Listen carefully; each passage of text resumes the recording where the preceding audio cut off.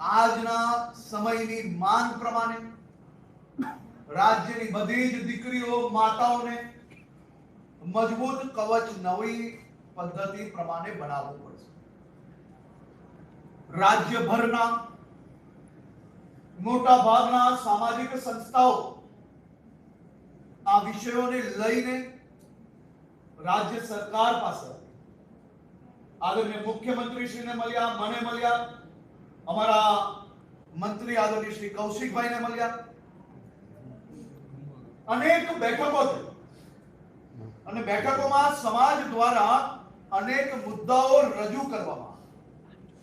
આ મુદ્દાઓમાં જેટલા મુદ્દાઓ આપણા મેરેજ એક્ટમાં નિયમોમાં રહીને આપણે કડકાઈ કઈ રીતે વધારી શકીએ તે દિશામાં રાજ્ય સરકારે કામગીરી કરી અને એ કામગીરીને બધા જ સમાજોના આગેવાનો જોડે ચર્ચા કરવામાં આવી. એ છતાં આ ચર્ચાના અંતે આપણે એવો નિર્ણય લીધો કે સામાજિક આગેવાનો બી, માતા પિતાનો બી હિત જળવાય અને યુવક યુવતીનો બી હિત એટલો જ જળવાવો જરૂરી છે.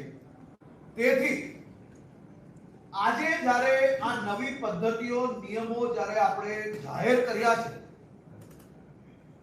એ પદ્ધતિમાં કોઈ બી યુવક યુવતીને એવું લાગતું હોય, માતા પિતાને એવું લાગતું હોય, કોઈ બી સામાજિક સંસ્થાને એવું લાગતું હોય કે આમાં આ નિયમ ઘટાડવો જોઈએ કે આ નિયમ હજી વધુ કડકાઈ કરવી જોઈએ, તો એના માટે 1 મહિનાનો સમય લોકોને પોતપોતાના વાંધા કે સૂચનો આપવા માટે રાજ્ય સરકારે નિર્ણય લીધો.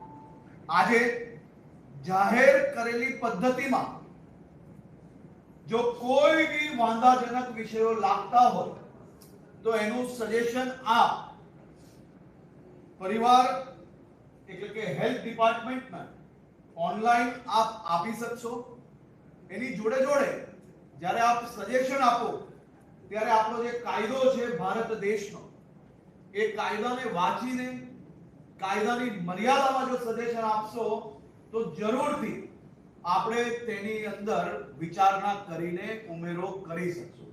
આ બાબતે એક કમિટી બી બનાવીએ છે, જે કમિટી આવનારા દિવસોમાં લોકોના વાંધાઓ અને સૂચનો જોશે અને જોઈને ઇવેલ્યુએટ કરીને આવનારા દિવસોમાં